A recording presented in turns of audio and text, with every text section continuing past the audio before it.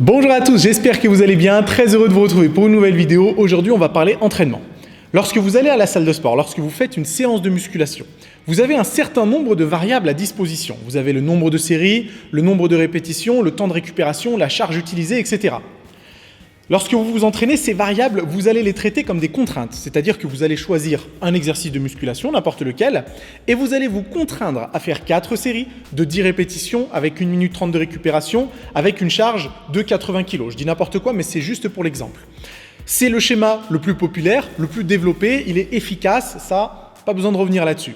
Mais il est tellement populaire, il est tellement développé que certains ont l'impression qu'on ne peut pas prendre quelques libertés, qu'on ne peut pas faire preuve de flexibilité pour justement supprimer un certain nombre de contraintes pour changer la façon dont vous allez vous entraîner. Et là, je vous vois venir, vous allez me dire « Ouais, mais Nassim, on s'en tape de la flexibilité. Nous, ce qu'on veut, c'est un programme qui fonctionne. » Je vous entends. Le problème, c'est qu'en musculation, si vous voulez progresser sur le long terme, et je ne parle pas de quelques mois, je parle de plusieurs années, 5 ans, 10 ans, 15 ans, 20 ans, il va falloir que vous trouviez une façon d'être régulier et de faire ça pendant le plus longtemps possible. C'est-à-dire que régularité plus longévité, c'est ce qui va vous permettre d'avoir un physique exceptionnel entre guillemets et non pas l'utilisation de telle ou telle technique d'entraînement. Donc du coup, faire preuve de flexibilité, ça peut vous permettre d'être non seulement plus régulier et de faire preuve de plus de longévité parce que vous allez être plus stimulé à aller à la salle de sport et vous ferez preuve forcément de plus de régularité et plus de longévité. Et aujourd'hui, pour entrer dans le vif du sujet, je vais vous partager des protocoles qui vous permettront de varier vos séances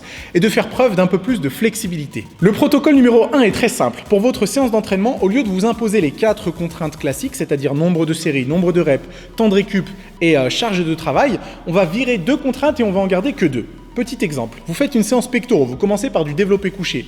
Au lieu de vous fixer un nombre de séries, un nombre de reps, un temps de récup et une charge de travail, vous allez vous fixer un temps de travail total et une charge de travail qui ne va pas changer pendant ce temps de travail total. Petit exemple, sur du développé couché, vous allez vous fixer un temps de travail de 15 minutes et sur ces 15 minutes, vous allez essayer de faire le plus grand nombre de répétitions avec, disons, 100 kg. Et ces 100 kg, vous les gardez du début à la fin des 15 minutes.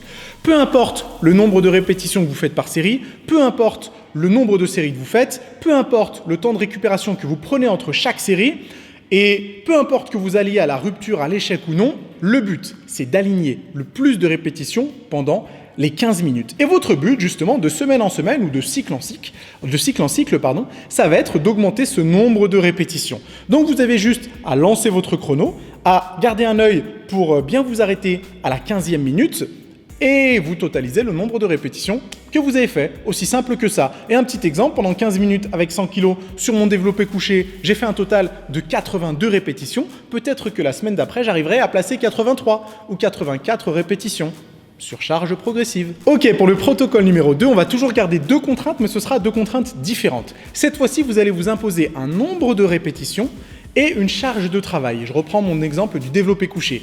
Vous allez vous donner, exemple arbitraire, 50 répétitions à effectuer avec 100 kg, ce qui équivaut peut-être à mon 10 RM, pour vous dire un petit peu, pour vous donner un ordre de grandeur par rapport à l'effort que vous allez devoir appliquer. Et votre but, ça va être d'effectuer ces 50 répétitions à 100 kg le plus rapidement possible et du coup d'essayer d'augmenter votre densité de travail de semaine en semaine. Peut-être qu'à la semaine 1, vous allez faire 50 reps avec 100 kg en 16 minutes et la semaine 3, vous allez faire 50 reps à 100 kg en 14 minutes. Du coup, vous avez gardé le même nombre de reps, le même poids, mais étant donné que vous avez réussi à le faire en moins de temps, du coup, votre densité de travail est augmentée et ça reste cohérent pour un objectif d'hypertrophie. Peu importe le temps de récupération que vous prenez entre chaque série, peu importe le nombre de répétitions que vous faites entre chaque série, le tout c'est de garder ces 2 contraintes et d'essayer de faire ça le plus vite possible. Vous allez voir, c'est hyper stimulant parce qu'on a l'impression de jouer contre la montre et c'est le cas en fin de compte, vous jouez contre la montre et du coup ça peut vous permettre d'essayer de vous dépasser un petit peu plus. Et pour le 3e et dernier protocole, on change encore une fois de contrainte et cette fois-ci on garde une contrainte de temps et une contrainte de répétition. Et votre but, ça va être de soulever le plus de poids possible. Encore un exemple avec